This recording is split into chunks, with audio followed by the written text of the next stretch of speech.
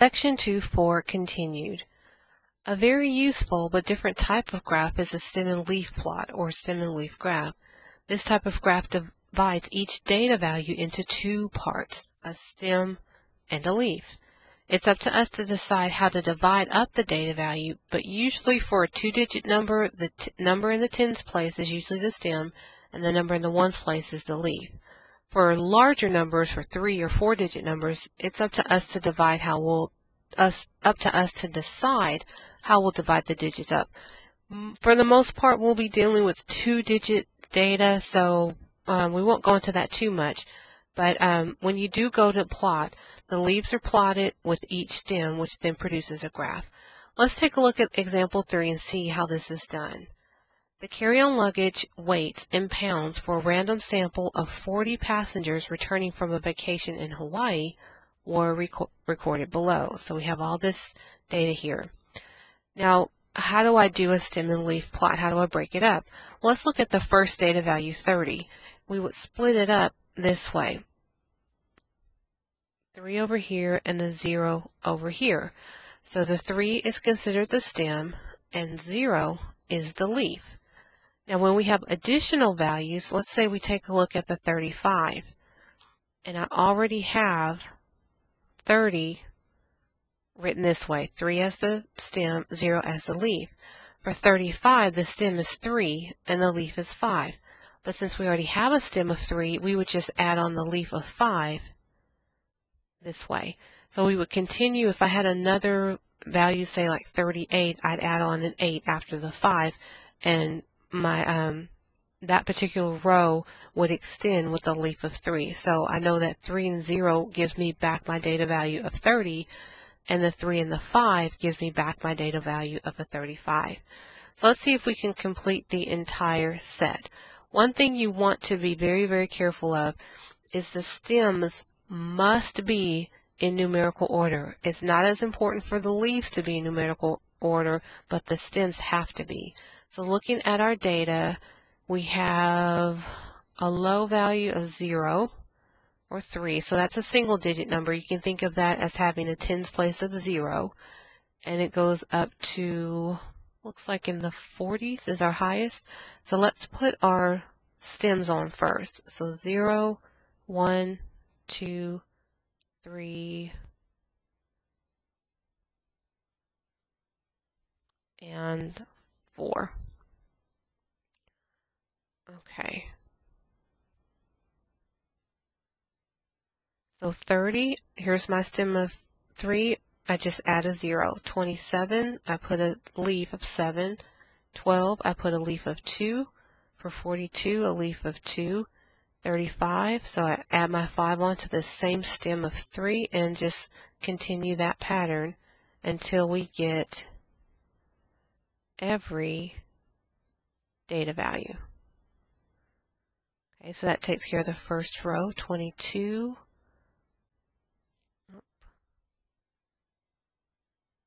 22 should be here. 17. 29. Now this 3, remember we said we're going to let the stem be 0. We'll put the 3 here. 21, 0, 38, 32, 41, 33. And you might notice something. That's the second row. 26, 45, 18. Another 18, 32, 31, 32, 19, 21. That takes care of the third row. And 33,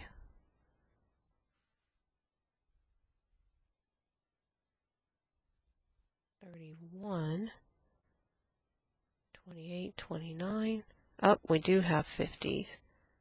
So a stem of 5 and a leaf of 1, I missed that. 12, 32, 18, 21, and 26. So there we have a stem and leaf plot. Now what's really nice about this, and you probably noticed this by now, if you were to turn this plot on its side, you'll notice it has a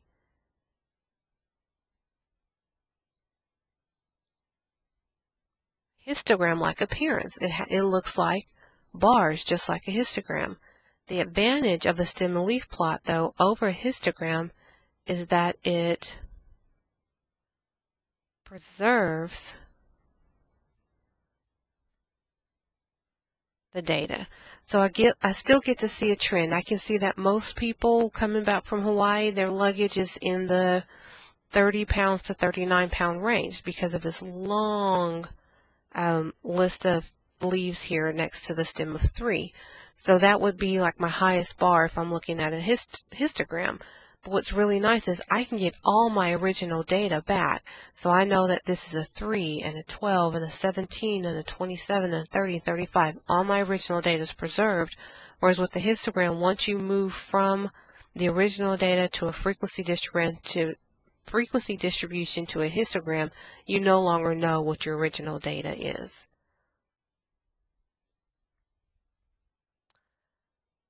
So many of the graphs that we've worked with have depended upon quantitative data, numerical data. When we need to present a visual display for qualitative data, we use bar graphs. And I mentioned this before that sometimes you'll hear bar graph and histogram used interchangeably, but really they're not the same. A histogram, as we've seen before, is used for quantitative data, but when we have qualitative data, we're going to use a bar graph. Although histograms use bars, remember there's the specific requirement that the bars of a histogram must touch. So that's why we go through to find the class boundaries so we can make sure there's no gap in between the first class, the second class, and so on. And that helps us to indicate a continuous numerical scale. In a bar graph, the bars don't touch since they just represent frequencies of categories. So one type of bar graph is a Pareto graph. In this graph, the frequency bars are arranged in descending order from left to right. So let's take a look at example 3. According to a recent Nielsen survey, the average number of apps by smartphone platform is BlackBerry 10, iPhone 37, Android 22, Palm 14, and Windows Mobile 13. So what this is saying is based on the platform or the smartphone, this is the average number of apps that that particular user has. You might have a ton more than that, but this is what Nielsen came up with. We're going to create a Pareto graph to display this information. So if I were just doing a regular bar graph, I could just throw those numbers on there any order I wanted to. But a Pareto graph specifically puts the highest frequency first, and then the next, and then the next, and so on down to the lowest. So looks like iPhone has the highest frequency. And since we don't have numbers down here, I don't have to worry about that. But it is a good idea to make your bars equal with, just visually, it looks a lot better. You don't want to have a skinny bar and then a fat bar. So we'll make this, I'll make it about 2 tick marks wide. So this will be iPhone here.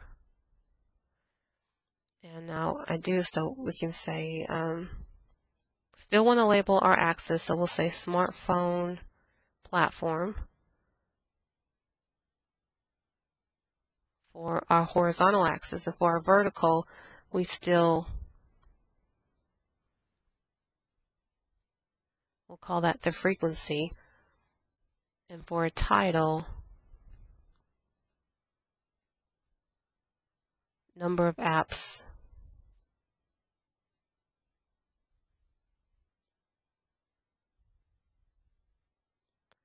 by smartphone platform. Okay, so iPhone has 37, that's the highest. Let's go by 5s on our vertical axis. So 5, 10, 15, 20, 25, 30, 35, 40. Again, that's not the only way to label this. If you chose to go by 2s or 10s, that's up to you. So iPhone's 37, that's going to be about right here.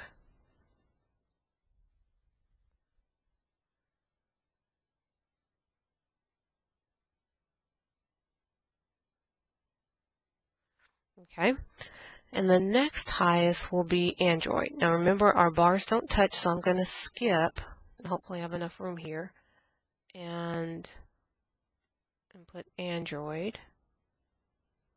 And that one goes up to 22.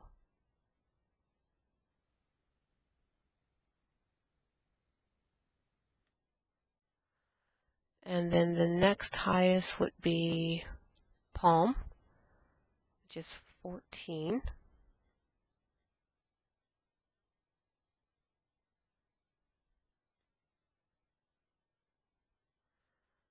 And then Windows Mobile.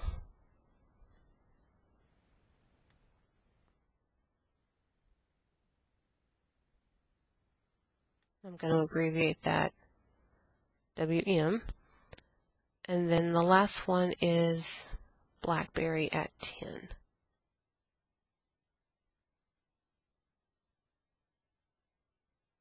And I'll abbreviate that BB. Okay, so we could have done, as I mentioned, a regular bar chart, just put the bars in any kind of order, but a Pareto chart specifically puts the highest one first and then goes down in descending order. So we see how much more on app, how many more apps iPhone users have than the next one, Android, Palm, and then we also can see easily that among Palm and Windows Mobile and BlackBerry, they're kind of around the same, not quite, not equal, but relatively the same. So you get a lot of information from a visual display, such as a Pareto chart. Again, make sure to read through your textbook and look at the other graphing techniques. We didn't cover all of them here in our notes, so you want to make sure to look at those and take a look at the homework.